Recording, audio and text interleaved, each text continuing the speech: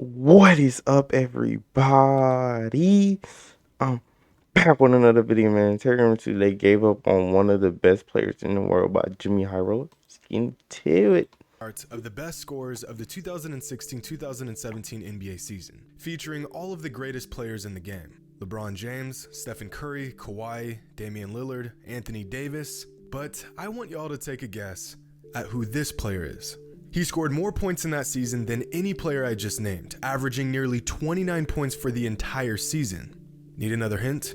Well, that same season, this player was an all-star and made the All-NBA second team, earning more votes than Paul George and Chris Paul, and earning nearly as many votes as Dang.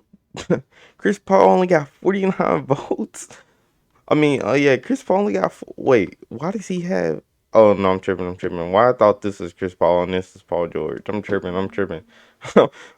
But Chris Paul only got 49 votes, bro. Oh, yeah. I wasn't tripping. He got Chris Paul right here, too. I wasn't tripping. Kevin Durant. By virtually every metric, this player was a top 10 player in the NBA that season. But if you don't know who I'm talking about yet, let me compare him exclusively to his peers. In the 2016-2017 season, this player had a higher PER, more win shares, and averaged more points per game than Stephen Curry, Kyrie Irving, Chris Paul, and Damian Lillard. That's crazy. Sounds like an all-time talent, right? Well, these are the numbers from Isaiah Thomas. A man that... Bro, yes, I remember, bro. I really didn't know who he was talking about, but... Bro, they did Isaiah Thomas so dirty, bro. Oh, God, they did him so dirty, bro. That was so messed up. Just a few seasons ago, was an MVP candidate, but was abruptly bounced out of the league for reasons that just don't add up. They gave up on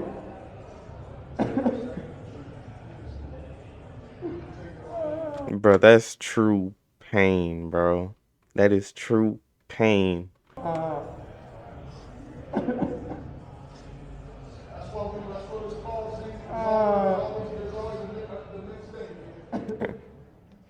That's true pain, though. 2 weeks ago at the AEBL Pro-Am in Atlanta, Isaiah Thomas put on a scoring clinic that only a lethal NBA vet could produce.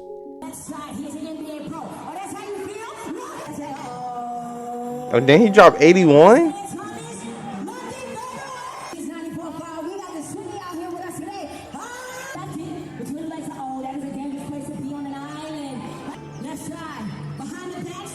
That's a good move. Isaiah Thomas was crazy though, bro. The Celtics did him so dirty, bro.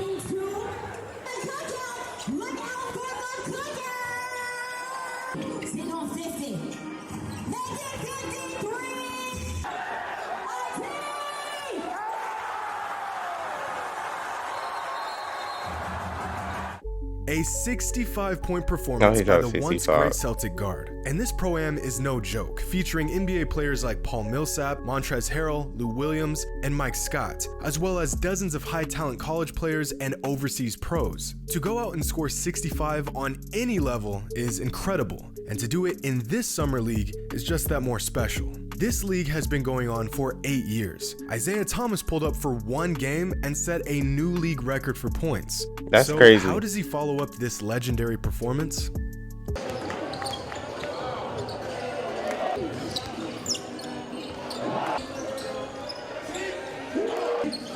Like, I feel so bad for him, bro. They did him so dirty, bro. He was so good, bro. That's a push off.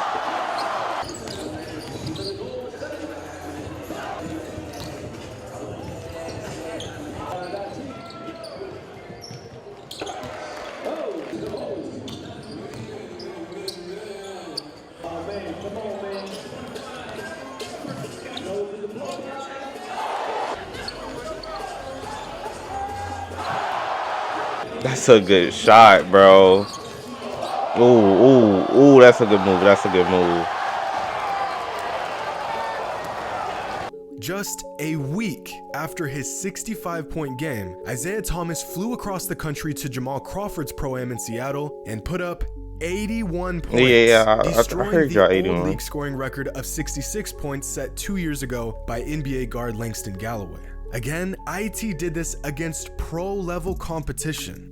81 points. Mans had 48 in the second half, being guarded by everyone on the 48 in the opposing second team, including half. guys with NBA size and length. There was literally nothing they could do about it. Even Jamal Crawford, who's been hosting the Summer League for almost 2 decades and has seen it all, is on the sideline like, what am I witnessing? And this Pro-Am has been one of the most prolific ones in recent history. A few years ago, Zach LaVine pulled up and dropped 50 points. Kevin Porter Jr. scored 40 points in a game a couple years ago. Aaron Gordon came through and put up 36. DeJounte Murray, a homegrown talent, scored 44 points in the crossover Pro-Am.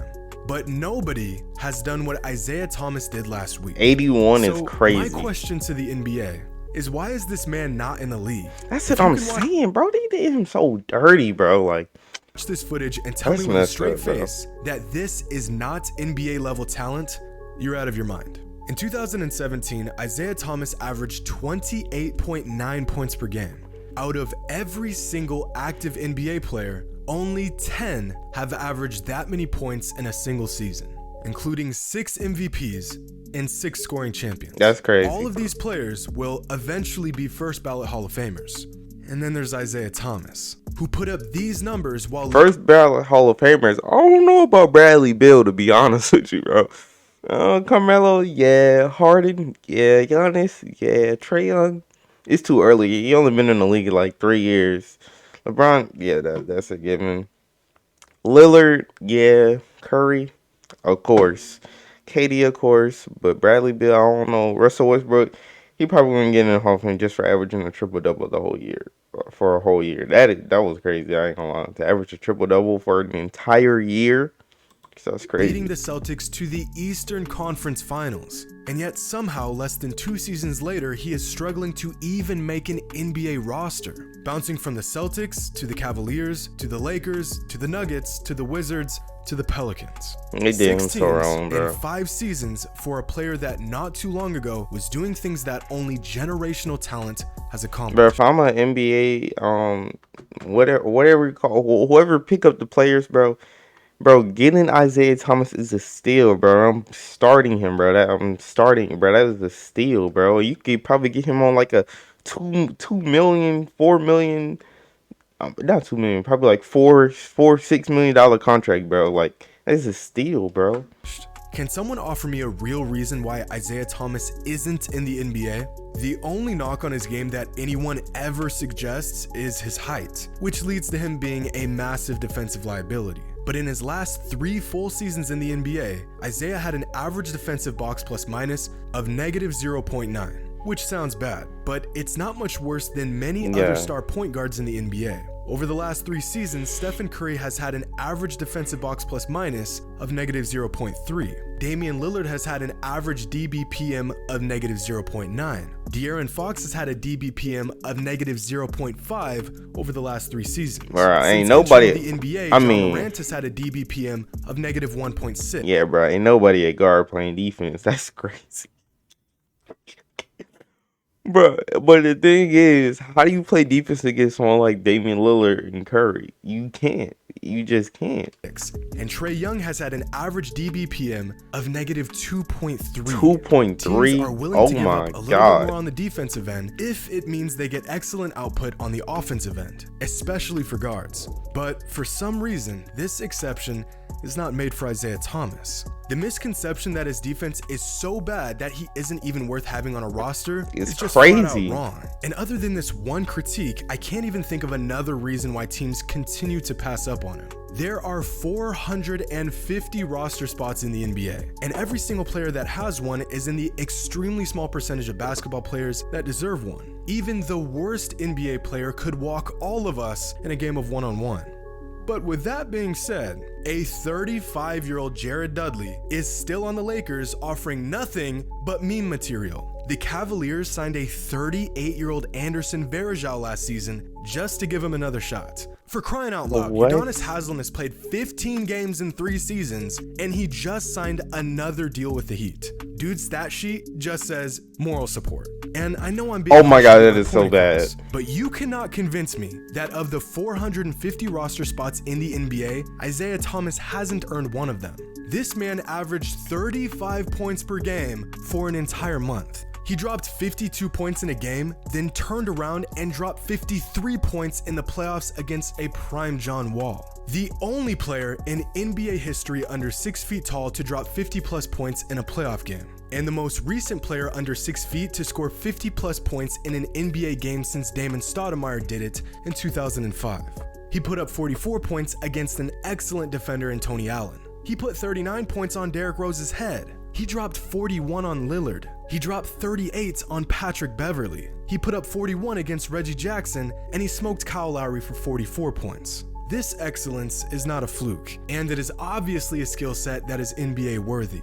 Now sure, these games were 4 years ago, and things have changed since then. If you look at Isaiah's numbers since that season, they've clearly fallen off dramatically. But only a fraction of this decline can be attributed to his injuries or him just getting worse. The main factor here is a lack of opportunity. Yeah, bro, nobody giving him minutes, bro. That's what it is. They had the keys to the offense. They allowed him to actually use his skill set the way it was meant to be used. And clearly, it worked. Since that season, the Celtics had the best record in the Eastern Conference and made it all the way to the conference finals. The heart and soul of that team being Isaiah Thomas. Just look at this starting five. Isaiah Thomas made it to the conference. Bro, that is crazy. You got a spot in the league. Bro, that is crazy, bro. Because I don't know who this is. I know who Al Horford is. Avery Bradley, mid. Jay Crowder, mid. Like, bro, that is with this team. Conference finals with this starting five, and was sadly and unjustifiably stripped away from his role the very next season, which was the genesis of his downfall. NBA GMs would rather have a prototypical lanky 6'7" forward who comes off the bench every once in a while and will give him 5 points, rather than an Isaiah Thomas who is a proven talent. NBA teams would rather have a 7-foot center with no merit to experiment with and throw money at for 5 seasons than have Isaiah Thomas. And I don't get it. The man is 32 years old. He's a 2-time All-Star who's been a part of NBA. Oh my God, his teeth. Oh my. Ew. Culture for a decade. I just don't get it. A few years ago, when news broke that Isaiah's sister passed away, this man still came out the next day with a heavy heart and had a monster game in the playoffs. Then he dropped like 40 or 50 something that game too, bro. What? The Bulls. He showed determination, he showed courage, and he showed leadership. This performance, although far from his best, was defining for him in his career.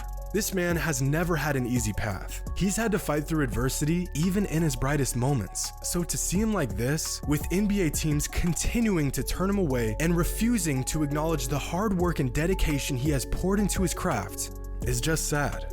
He doesn't deserve it. It really is, bro. I ain't gonna lie. Isaiah Thomas. That's true pain, bro. That is true pain.